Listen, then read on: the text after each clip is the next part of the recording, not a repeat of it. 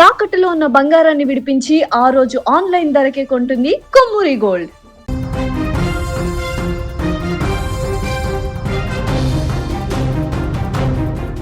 ప్రకృతి ప్రకోపించింది. ఇండోనేషియాను భూకంపం వణికించింది. మంగళవారం ఉదయం సులవేసి ప్రావిన్స్లోని పాలు నగరం కేంద్రంగా భారీ భూకంపం నమోదైంది. రిక్టర్ స్కేల్పై దీని తీవ్రత 6.7గా రికార్డైంది. భూమి ఒక్కసారిగా కంపించడంతో స్థానికులు ప్రాణభయంతో రోడ్లపైకి పరుగులు తీశారు. వందలాది మంది ఇళ్లు వదిలి సురక్షిత ప్రాంతాలకు తరలిపోయారు. సుమారు నిమిషం పాటు భూమి తీవ్రంగా ఊగిపోవడంతో ఆ ప్రాంతమంతా భయాందోళనలు నెలకొన్నాయి. అమెరికా జియోలాజికల్ సర్వే వెల్లడించిన వివరాల ప్రకారం ఈ భూకంప కేంద్రం పాలు నగరానికి 46 కిలోమీటర్ల ఆగ్నేయంగా ఉంది. భూమికి 10 కిలోమీటర్ల లోతులో దీని ప్రభావం మొదలైంది.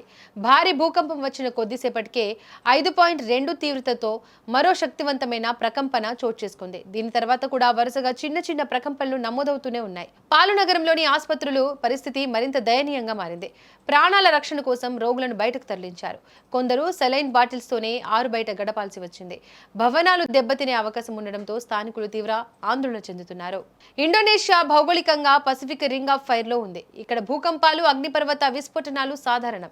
ఇప్పటికే అక్కడ వందల కొద్ది క్రియాశీల అగ్నిపర్వతాలు ఉన్నాయి. గతంలో ఇదే ప్రాంతంలో వచ్చిన భూకంపాల తీవ్రత నష్టాన్ని మిగిల్చాయి. 2021లో మామూజు నగరంలో వచ్చిన భూకంపం 100 మందికి పైగా బలి తీసుకుంది. అందుకే ఇప్పుడు ప్రజలు అప్రమత్తంగా ఉంటున్నారు. అధికార యంత్రాంగం రంగంలోకి దిగి సహాయక చర్యలు అందిస్తోంది. సునామీ ముప్పు లేదని అధికారులు చెబుతున్నప్పటికీ ప్రజలు మాత్రం భయం వీడడం లేదు. వరుస ప్రకంపనలు వస్తుండటంతో మరోసారి ఏదైనా ప్రమాదం జరుగుతుందేమోనని స్థానికులు బిక్కుబిక్కుమంటూ గడుపుతున్నారు.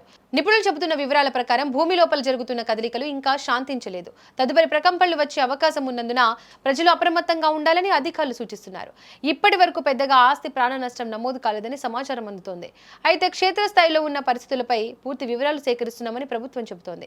ఆసుపత్రులు, పాఠశాలలు, కార్యాలయాలను అప్రమత్తం చేశారు. సురక్షిత ప్రాంతాలకు తరలి వెళ్లాలని ప్రజలకు హెచ్చరికలు జారీ చేశారు.